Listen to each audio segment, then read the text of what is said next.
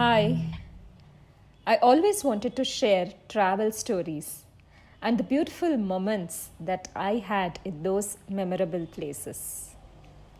Today it is Mark Twain's house. Mark Twain, a remembrance. This weekend, I watched the movie Little Women.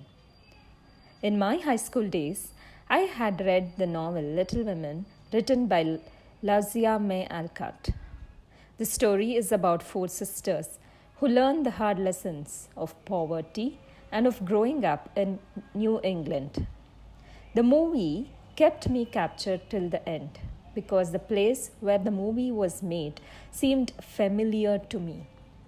The March sisters' house reminded me of the Mark Twain's house, which we had visited 14 years ago at Hartford, Connecticut.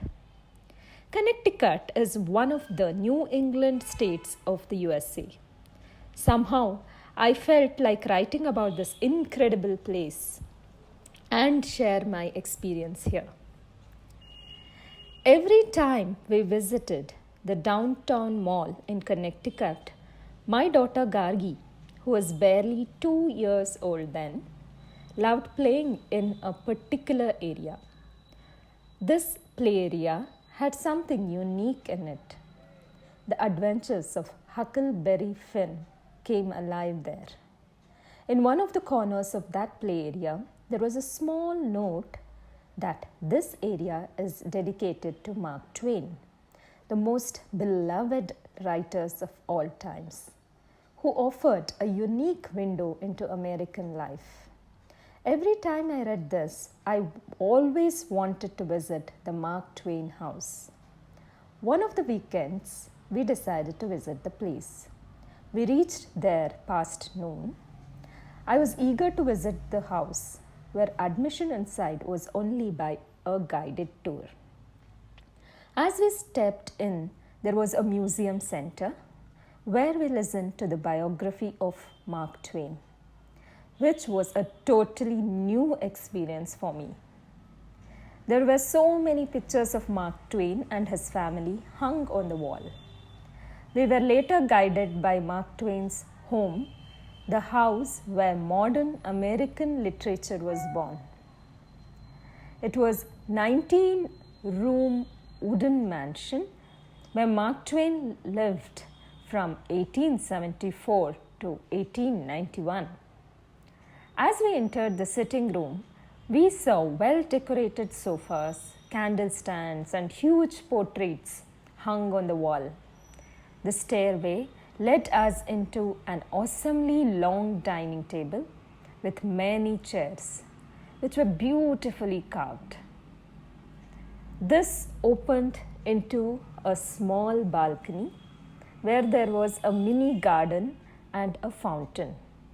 We then entered Twain's daughter's reading room. The guide told us that he had arranged for a tutor who would come home and teach. That is, Mark Twain had arranged for a tutor for his daughters.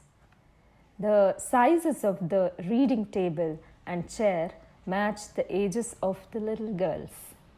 The small chair needs a special mention here, as it was so cute with a lovely doll sitting on it.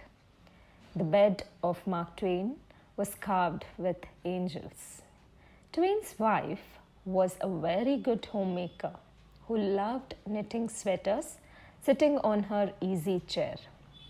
We saw a newly restored kitchen wing and a spacious billiard room where he spent most of his time writing and discussing with his closest buddies.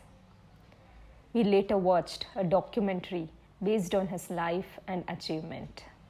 After the visit, I was in all praise for this author, who gave birth to immortal characters like Tom and Huck, and long remembered as a person who penned America's greatest classics. As we were about to step out of his house, beside one of his portraits was written, "One of my high ideals is to remain indestructible in a perishable world." Mark Twain.